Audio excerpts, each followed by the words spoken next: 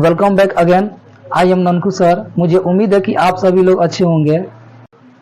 तो आज का इस वीडियो में हम लोग सीखेंगे कि बच्चों को कैसे रहना चाहिए और बच्चों को हमें कैसे देखभाल करना चाहिए और बच्चों के प्रति हमारा क्या कर्तव्य है। तो इन्हीं सभी चीजों के बारे में आज हम लोग सीखेंगे, जानेंगे।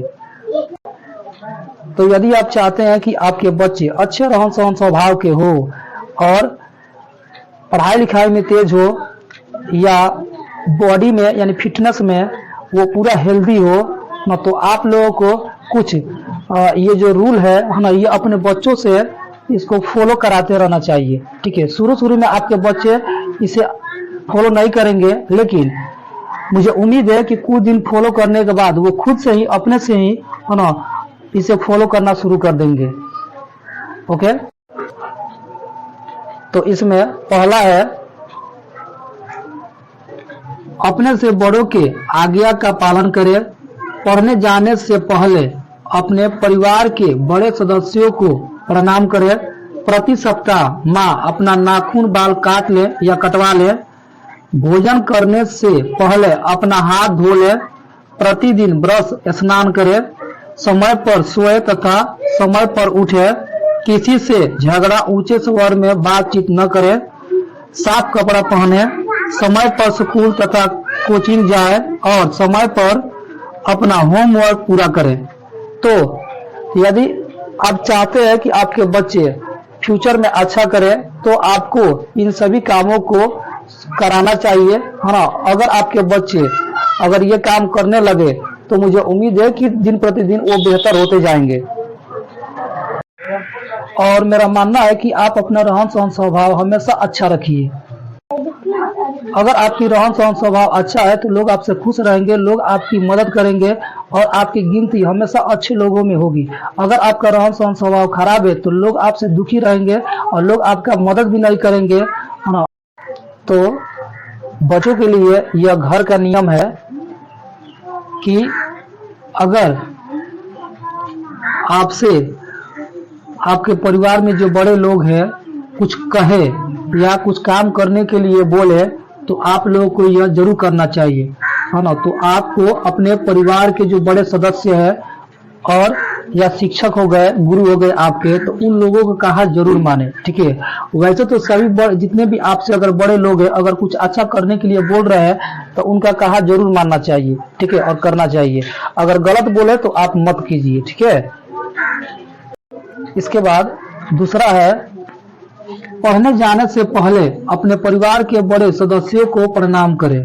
तो प्रणाम करने में ना हम लोग को लजाना शर्माना नहीं चाहिए या नहीं किसी से डरना चाहिए, है ना। तो प्रणाम करने में आप लजाइए मत, शर्माइए मत, है ना, डरिए मत। ये हम लोग की जो जीवन है उसको ये बेहतर बनाता है। ठीक है, इससे पता चलता है कि अगर हम किसी व्यक्ति को प्रणाम करते हैं इससे पता चलता है कि हमारा परवरिश किस परिवार से हुआ है और वो परिवार को दर्शाता है कि हमारा परिवार कैसा है। ठीक है, तो वैसे तो कहा जाता है कि 3 चीजों में हमें कभी नहीं शर्माना चाहिए।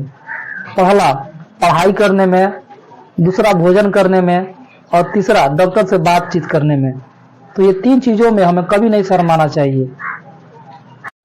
तो इसके बाद है 3 नंबर, प्रति सप्ताह अपना नाखून काट लेना चाहिए, है ना, और प्रति महीने अपना बाल भी कटवा लेना चाहिए। ठीक है, तो और भोजन करने से पहले अपने हाथ पैर को धो लेना चाहिए, क्योंकि हमारे हाथ पैर के माध्यम से ही बहुत से कीटाणु हमारे शरीर में प्रवेश करते हैं। क्योंकि हम कई जगहों पर जाते हैं तो कई वस्तुओं को टच करते हैं, तो टच करने से हमारे हाथ पैर जो होता है वो गंदे हो जाते हैं और जब हम धोते हैं तो उसमें से कुछ कीटाणु जो होते हैं वो हमारे नाखूनों में बच जाता है। ठीक है, तो और भोजन के दौरान वो हमारे शरीर में प्रवेश कर जाते हैं, इसलिए नाखून काटना बहुत जरूरी है। हर महीने आप अपना बाल कटवा लें। यदि आप हर महीने आप अपना बाल कटवाते हैं तो आप दिखने में सुंदर लगेंगे। हमें प्रतिदिन सुबह खाने से पहले और रात को खाने के बाद ब्रश करते रहना चाहिए। इससे ये होता है कि हमारे मुंह से बदबू नहीं आती है। यानी कि जब हम भोजन करते हैं तो भोजन का कुछ अंश या टुकड़ा हमारे मुंह में बच जाता है और वहीं बाद में उसी की वजह से हमारे मुंह से बदबू आने लगती है, जिसके वजह से हमें इन्फेक्शन होने का डर रहता है। इसलिए हमें प्रतिदिन सुबह खाने से पहले और रात को खाने के बाद हमें ब्रश करते रहना चाहिए। हमें प्रतिदिन स्नान करते रहना चाहिए। स्नान करने से हमारा दिल और दिमाग जो होता है वो फ्रेश रहता है, एकदम ताज़ा रहता है। और स्नान करने से हमारे शरीर में एक तरह की नमी आ जाती है ना, चेहरे पर एक चमक आ जाती है, ग्लो आ जाती है, जिसके वजह से हम थोड़ा है ना, हमारा जो शरीर है उसमें से सूखापन जो होता है वो खत्म होने लगती है ना, और चेहरे पर एक तरह की शाइन आ जाती है, ग्लो आ जाती है, चमक आ जाती है। और स्नान करने से हमें बहुत सी तरह की फायदा होती है और स्नान करने से हमारा जो शरीर है एकदम स्वस्थ रहता है, हेल्दी रहता है, तंदुरुस्त रहता है और हम एक पहले के भांति ज़्यादा एक्टिव हो जाते हैं और हमारे शरीर में फुर्ती आ जाती है। तो इसके बाद है कि साफ कपड़ा पहने। तो कोशिश कीजिए कि है ना, खुद भी साफ कपड़ा पहनिए और अपने बच्चों को भी साफ सुथरा कपड़ा पहनाइए और वहीं साफ सुथरा कपड़ा पहनाकर अपने बच्चों को स्कूल या कोचिंग भेजिए, है ना, या मार्केट भेजिए। ठीक है।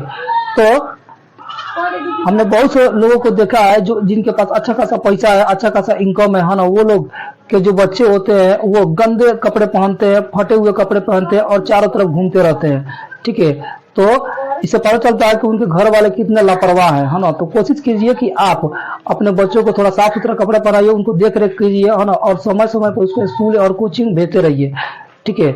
या अगर आपके बच्चे कहीं जा रहे हैं, है ना, तो ध्यान दीजिए कि आपके बच्चे अगर फटे हुए कपड़े या गंदे कपड़े पहनकर कहीं जा रहे हैं तो इससे कोई आपका शिकायत तो ना हो, है ना। तो इसके बाद है समय पर स्कूल तथा समय पर कोचिंग जाए और समय पर अपना होमवर्क कंप्लीट करें, यानी पूरा करें। तो कोशिश कीजिए कि आपके बच्चे ज़्यादा से ज़्यादा उनका समय पढ़ाई में बीते, यानी कि समय पर आप कोशिश कीजिए कि आपके बच्चे समय पर स्कूल जाए और समय पर वापस चले आए, है ना। यानी आप उनको, अपने बच्चों को स्कूल पर समय से लेकर जाइए और समय से वापस उन्हें रिसीव कीजिए।